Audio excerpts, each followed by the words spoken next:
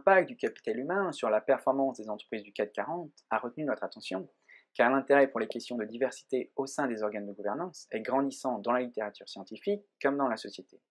En France, par exemple, avec la promulgation de la loi Copé-Zimmermann en 2011, visant à fixer une part minimale de femmes et d'hommes dans les conseils d'administration des entreprises françaises à 40% d'ici 2017. Cependant, les études se penchent plutôt sur les conseils d'administration.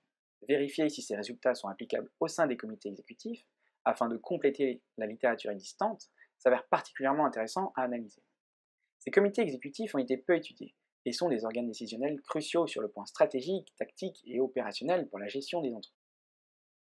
En général, les critères de diversité les plus étudiés sont le genre, l'âge ou la nationalité des individus.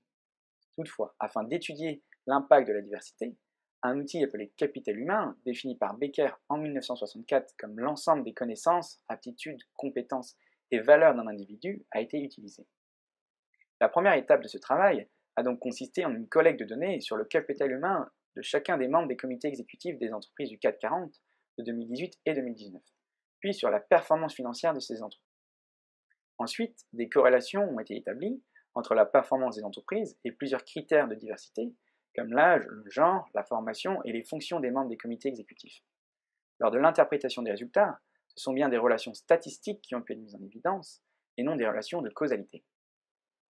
Dans un premier temps, les résultats montrent que les comités exécutifs sont plus diversifiés que prévu. En effet, ils indiquent que le capital humain des dirigeants est relativement hétérogène, à l'inverse des conseils d'administration, comme de nombreuses études ont pu le montrer.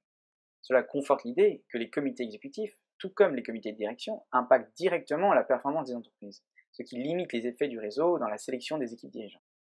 Dans un second temps, l'objectif était d'identifier les caractéristiques des dirigeants ayant un impact sur la performance de leur entreprise. Les résultats montrent que la diversité de la nationalité des dirigeants détériore la performance, validant l'idée selon laquelle cela pourrait générer des problèmes de communication et de cohésion au sein d'un groupe.